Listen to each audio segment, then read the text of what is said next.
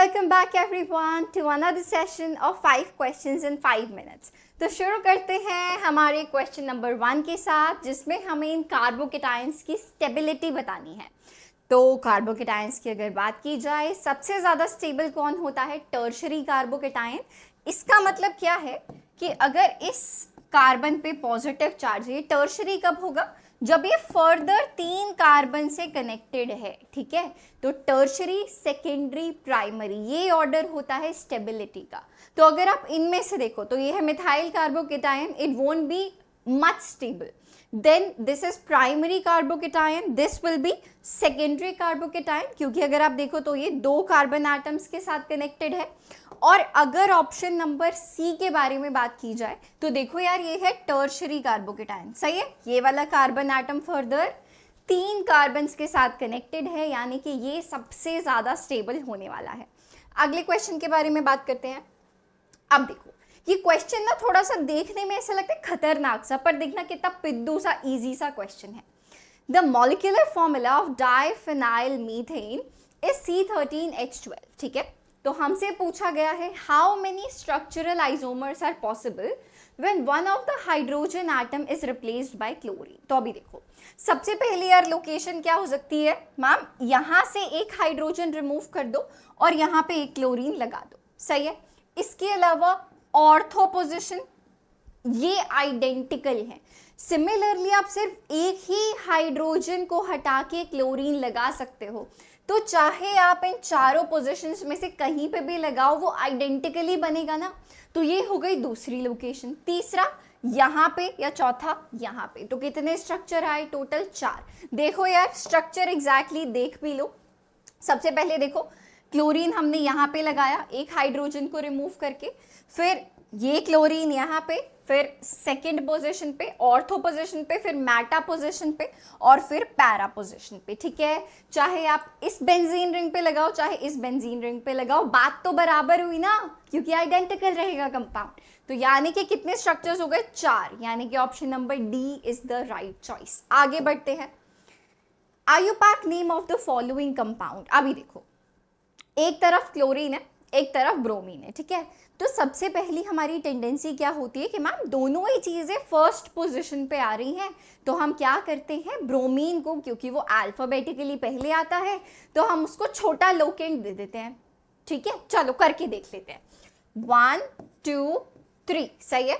तो बेटा यहाँ पे आपके लोकेंट का सेट क्या बना? हमारे पास आया 1 पे क्योंकि ब्रोमीन है, 2 3 3, करेक्ट है। 1 पे ब्रोमीन है और क्लोरीन है 2,3,3 पे। लेकिन अगर आप दूसरे तरीके से देखो, लोकेंट रूल को फॉलो करते हुए, तो लेट्स चेंज द कलर। तो यार ये देखो, 1 2 3, सही है। अब की बार हमारे लोकेंट्स क्या बने? थर्ड पोजीशन पे आया ब्रोमीन और क्लोरीन किस पे आया? 1,1,2 पे, 1,1,2 पे।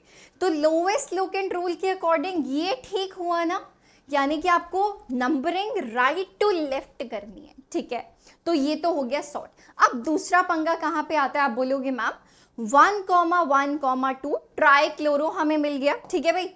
3 पे मैम ब्रोमो है, सही है, और टोटल 3 कार्बन एटम्स है, तो प्रोपेन। तो मैम ऑप्शन नंबर बी सही है, पर नहीं है। क्यों?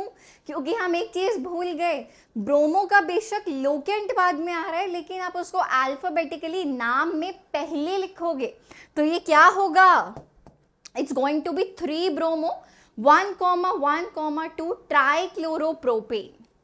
तो हमें लोकेंट्स का भी और अल्फाबेटिकली नाम लिखा है या नहीं, दोनों चीजों का ध्यान रखना है। क्लियर है?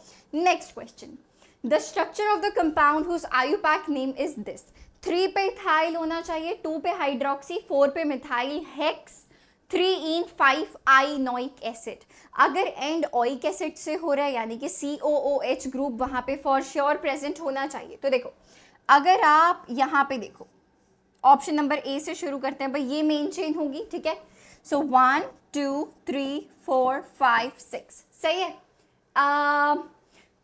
तो थर्ड पोजीशन पे, सेकंड पे हाइड्रोक्सी आ रहा है, ठीक है। थर्ड पोजीशन पे आना चाहिए इथाइल, लेकिन ऑप्शन नंबर ए में इथाइल नहीं आ रहा है, इथाइनाइल आ रहा है। क्यों? क्योंकि यहाँ पे ये ट्रिपल बॉन्ड प्रेजेंट है, यानी कि ऑप्शन नंबर ए नहीं हो सकता। ऑप्शन नंबर बी चेक करते हैं भाई, ये होने वाली है हमारी main chain, this is the main chain, 1 2 3 4 5 6 carbon atoms, बिल्कुल ठीक है। सेकेंड पोजिशन पे हाइड्रोक्सी आ रहा है, थर्ड पे ये देखो इथाइल आ रहा है, 1 2 कार्बन एटम्स, 4 पे मिथाइल, ये देखो 4 पे ये मिथाइल आ रहा है यहाँ पे, एंड हेक्स 6 कार्बन एटम्स हैं बिल्कुल। थर्ड पोजीशन पे ईन है और 5 पे आइन है और ओइक एसिड, क्योंकि COOH हमारा मेन ग्रुप है। तो आप ऐसे ही चेक करके बताओगे, ऑप्शन नंबर बी है सही जवाब। अगले क्वेश्चन की तरफ चलते हैं। In the structure the number of functional group present is, तो यहाँ पे देखो आप बोलोगे मैम पहला ग्रुप साइनाइड पहचान लिया, first group OH ma'am alcohol, दूसरा group, third group ma'am COOH carboxylic acid. अब पंगा आता है यहाँ पे, हमें ऐसा लगता है, हम ऐसा सोच सकते हैं कि ma'am C double bond O ma'am ketonic group और ये रहा NH2 यानी कि अमीन, पर ऐसा नहीं है बेटा, ये CONH2 अमाइड एक ही ग्रुप है, ठीक है।